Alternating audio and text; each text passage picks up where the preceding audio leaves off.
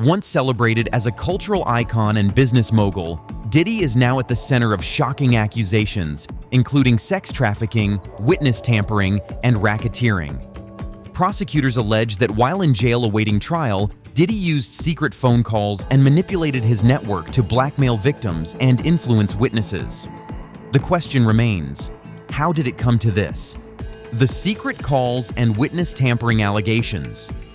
From his jail cell at the Metropolitan Detention Center in Brooklyn, prosecutors claim Diddy orchestrated a relentless effort to silence victims and manipulate witnesses.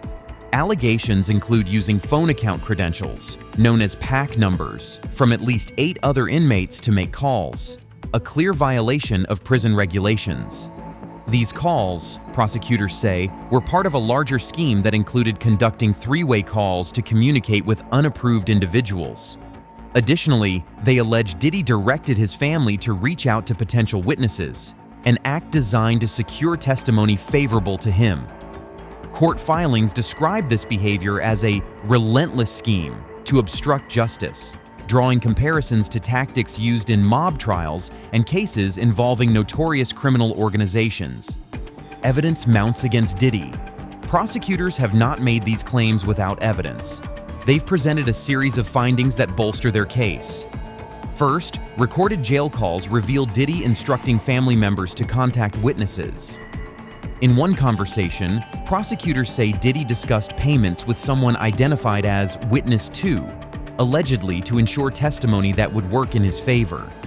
During a search of his jail cell, authorities reportedly found a notebook filled with details that suggested attempts to obstruct justice. The contents of this notebook, while not fully disclosed, appear to be central to the prosecution's case. Adding to the intrigue is Diddy's alleged use of social media as a tool for manipulation. Prosecutors claim he worked closely with Witness 2 to craft Instagram posts aimed at countering accusations made in a civil lawsuit by singer Dawn Richard. Family dynamics, support, or strategy. One of the most emotional aspects of this case involves Diddy's family. On November 5, 2024, Diddy's 7 children posted a heartfelt video to wish him a happy birthday. To the public, it was a touching moment of familial support during a difficult time. However, prosecutors argue it was far from innocent. They claim the video was part of a larger strategy to manipulate public perception and sway potential jurors.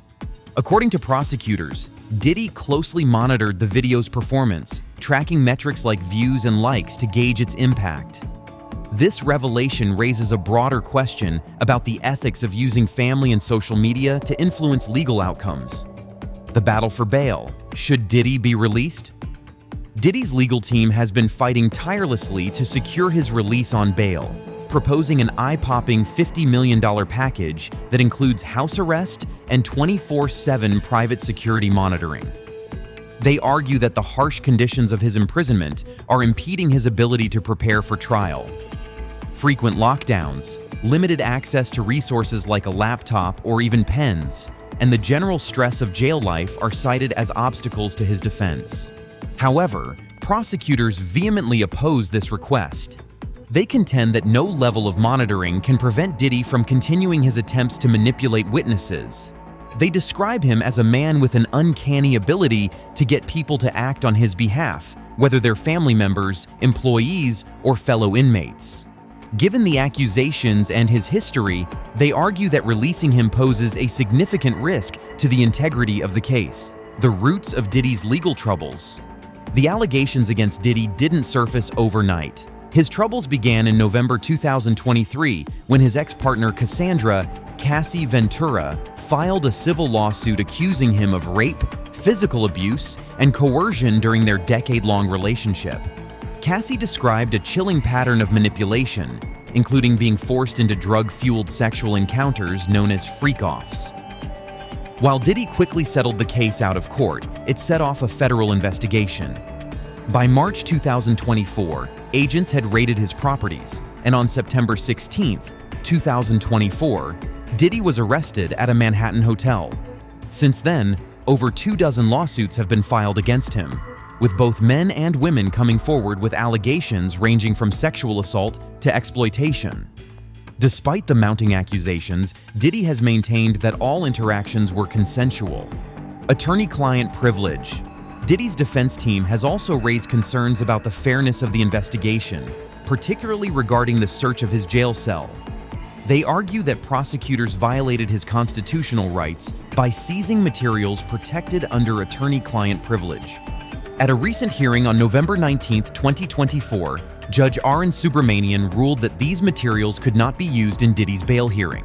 However, their admissibility at trial remains undecided. This aspect of the case adds yet another layer of complexity, raising questions about how the justice system balances the rights of the accused with the need for thorough investigations. Allegations against Diddy's attorney. In a surprising twist, Diddy isn't the only one facing scrutiny. Tony Busby, a high-profile attorney representing plaintiffs in cases against Diddy, is now dealing with lawsuits of his own. On November 18, 2024, two separate lawsuits were filed against Busby, accusing him of abusing his power.